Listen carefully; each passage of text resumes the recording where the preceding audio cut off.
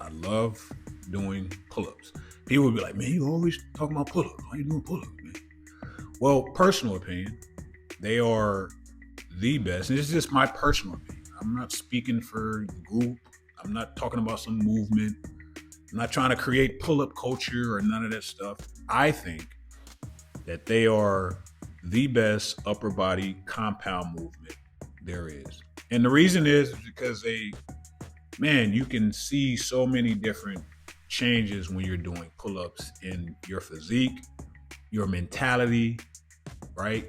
Physique wise, they work the back, of course, the different areas of your back.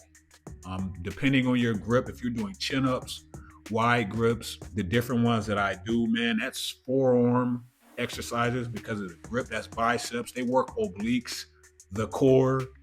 I can just rattle off a list of, different areas of the upper body that the pull-ups can impact. We know this stuff though. We do. It's not some new phenomenon. Two, it goes into mentality. They're tough. They are. Pull up is one of those things to where you get up there to try to pull yourself up. It'll have you questioning. It'll have you questioning, like, what is going on? What is this? Why can't I pull myself up? And so I started like gearing towards that. I did. It became the goal to be able to come in and do pull-ups. And it was phases. Like at one point in time, I couldn't do wide grip because I had something that was called like tricep tendonitis. It felt like in my left tricep, somebody was stuck a knife in there and twisting the knife. And I went to the hospital and I asked my physician, like, what's going on? And she said, well, you ever heard of tricep tendonitis? Never heard of it, right? But lastly, just like it is some pride. In the Navy, the majority of the ships that I've been on were amphibious and assault ships.